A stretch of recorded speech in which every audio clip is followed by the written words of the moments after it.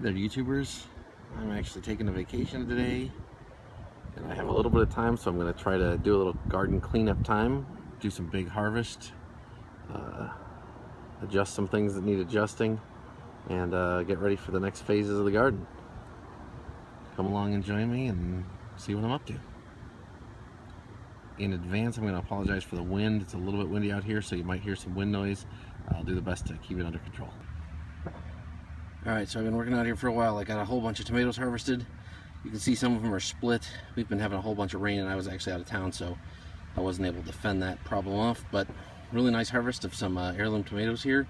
And the ones that are split are going to get processed right away, and the other ones we'll eat fresh. Also found one large radish. Don't know how good that's going to be to eat, but a whole bunch of squash got pulled out of here.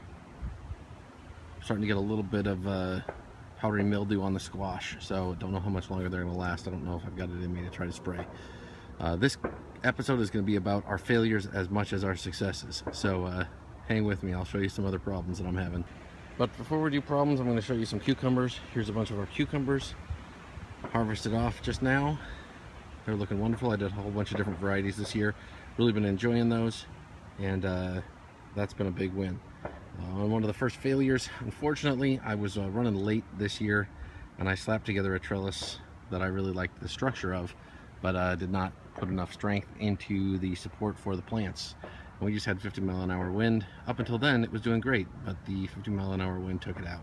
So now I have a whole bunch of things that are hanging. So, hey, strike one. Strike two over here is what happens when you don't take the time to thin your root bed. Your root plant bed. I have a whole bunch of turnips and beets and things like that were in here, and they just got totally destroyed. They just could not handle, I was not able to thin them. This has not been the year of me having time to do the gardening that I would like, so I'm trying to salvage what I can, thin out as much as I can, and some of the things like the turnips and the beets that I'm leaving in should rebound, and I should still be able to harvest some of them, but a whole bunch of them are over here in the scrap heap, so to speak, getting ready to go to the compost bin. So it's unfortunate, but I want to show you the reality here, which is gardening stuff does happen where it is not totally successful and perfect all the time.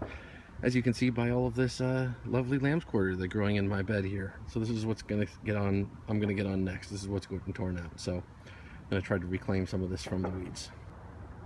Well, I made a ton of strides out here today, fixed a lot of what was broken, got these semi-supported back up. It's not perfect, but time being a factor, you can only do what you can do some days. Got a lot of the weeds out, did a huge harvest, got all that stuff inside, but I'm going to leave you with something that is actually what I'm most proud of in the garden right now. I'm going to show you a few little spots that show what I've been most investing in the garden.